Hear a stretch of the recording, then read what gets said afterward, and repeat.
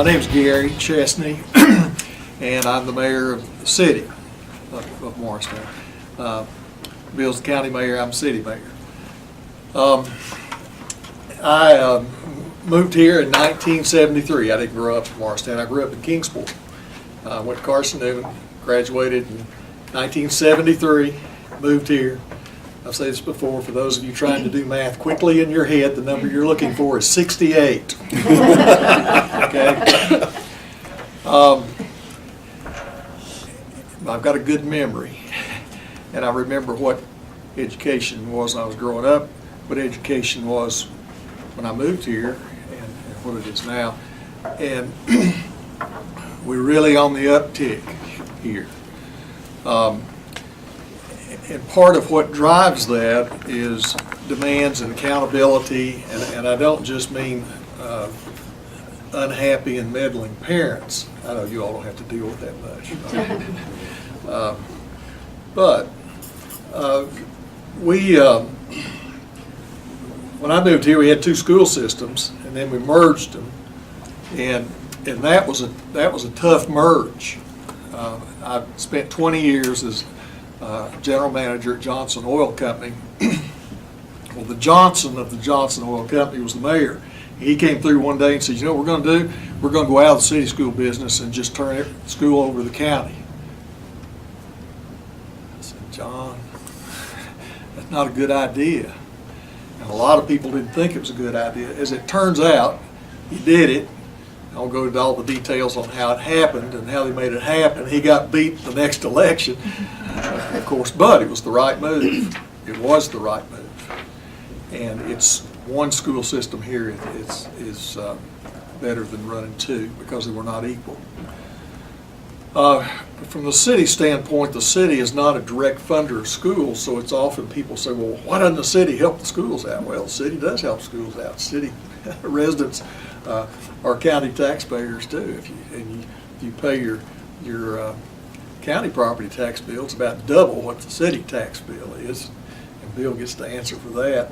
But, I can say, well, it's not as much as his.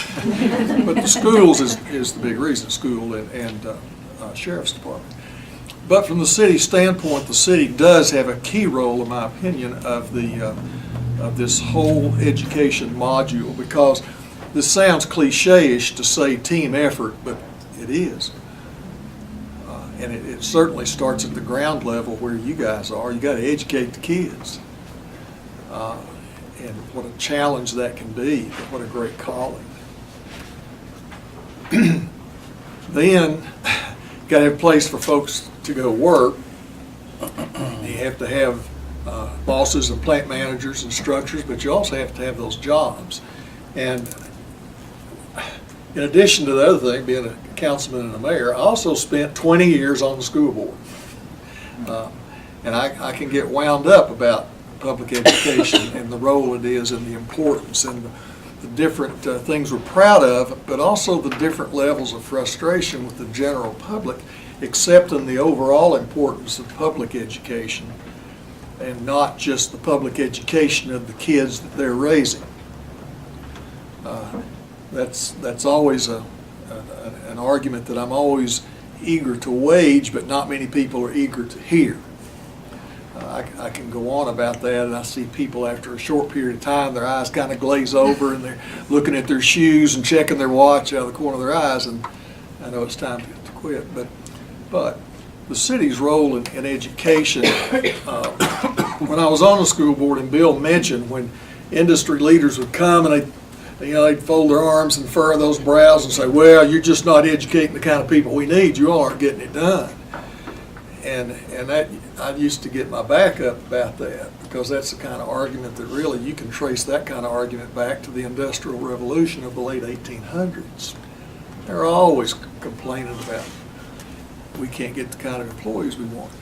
But as things have changed and the technology has changed, we've made a great effort and a compliment Bill and the county school system and the funding. I know the county commission catches heck for not funding enough money, but there was enough foresight to start making an effort of let's put jobs and kids together. young adults together.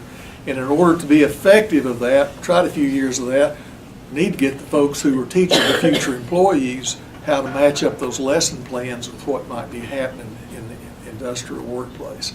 And that was a cutting edge move. And as Bill said, and we've talked many times, there's others across the state coming to us to ask for some direction. We also have folks across the state coming to Morristown to ask some other things. Well, how are you guys getting so much industry? Well, we didn't just go like that. It's the result of long-term planning that began back in the 70s when there were a group of leaders, industrial leaders here, civic leaders, who kind of led Morristown into the modern era. It wasn't just, let's narrow it down to one school system. It was, how do we do industrial growth with industrial parks? And it was site preparation and infrastructure, which is, when we say infrastructure, it's a collective word of streets and curbs and utilities. So that when an industry is looking to expand, they like to come someplace on Friday, and here's a site ready for you on Monday. You can break ground. Morristown was doing that, and nobody else was doing that. That's why we got 3 industrial parks and looking for ground probably soon for a 4th. Because we're ready.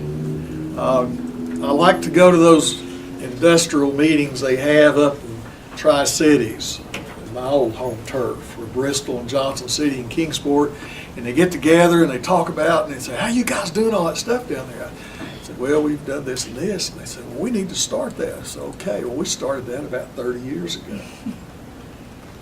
Good luck. And that's why we can stay ahead. And the iAtric plant, what jobs are your kids going to be filling? iAtric, which is the name they gave to Rockline, makes the sanitary baby wipes out there in the older industrial park. I always remember it's pediatric, and you take the ped off, and it's iAtric, and there's some Greek meaning to that. Somebody here, whichever one of you teaches Greek, you know this already. It's open. Van Hool's the one that got a lot of attention. 2 weeks ago, we announced the selling of a piece of property for a company that's doing steel manufacturing. That's going to be over 120 jobs, and that's more preparation. And congratulations on being selected to go in and see how these things happen, because you really have a first-hand knowledge of what these kids need to know. When those industrial plant managers came and said, now here's what we want, we were able to turn around and say, okay, well, here's what we want. We want you guys to pay more. You might do better at keeping the graduates here. Got a little more money. That's why we have the industrial prospects. I'm talking about me so much. I'm involved in a certain role, but the real recruiters off the industrial board, you would be surprised how many industries want to take a tour. The first question they get asked you is, what's your pay rate? And if it's too low and they think they're coming in paying a little, $10 an hour or something, we say, move on. We say go up Tri-Cities. They're in the planning stage. They'll talk, But that's kind of our role as a city, is recruiting, and we use years of developing that system. One of the things that Richard had asked to talk about, what are the challenges and things in the future? I can tell you what's happening, and Bill's going to feel this some too. And with the LEAP program and the workforce diploma and all of those, we've got other people wanting to do what Morristown's doing. And that slows us down, because in Nashville, where you got a new administration, new governor in, you got other parts of the state fighting for grant money because they want to catch up. Our TCAT expansion. If you look down at Merchants Green and you're standing in line at Chili's, which I can tell you takes about an hour to get in there, and you kind of look back over behind Aubrey's, and that way you'll see building going up. That's going to be the new Department of Public Works building, where the the street department and the garbage trucks and the salt and all of that stuff. They won't come in Merchants Green. They got a back road for them to come in. But that's going up because we're getting out of the way down there on Morris Boulevard to clear the way for the new TCAT Center. And that is a great recruiting tool because industries can come in and say, well, we need 16 of these folks and we need 16 of that and 8 of that, and they'll set up a class and say, and we start doing dual enrollment high schools for those. That's another big hook for industrial recruitment. We all fill important roles, and I can't emphasize enough the role that you fill in the classroom, the value of that, the importance of it. So, congratulations on being successful in going into the workplace. You may appreciate this. I'm going to take a chance. When we first started, we started the mentoring program, and I said, okay, yeah, we'll get some teachers, we'll just send them right in there. And he said, they go the first 2 weeks after the classes are over. I said, well, they'll like to do that. I said, well, you're going to have to pay them. They said, pay them? They thought you'd be eager to volunteer. I said, well, yeah. So Bill was right in there fighting. He said, yeah, we're going to pay them. I said, we had to carve some money out for that. And I was with him too, of course.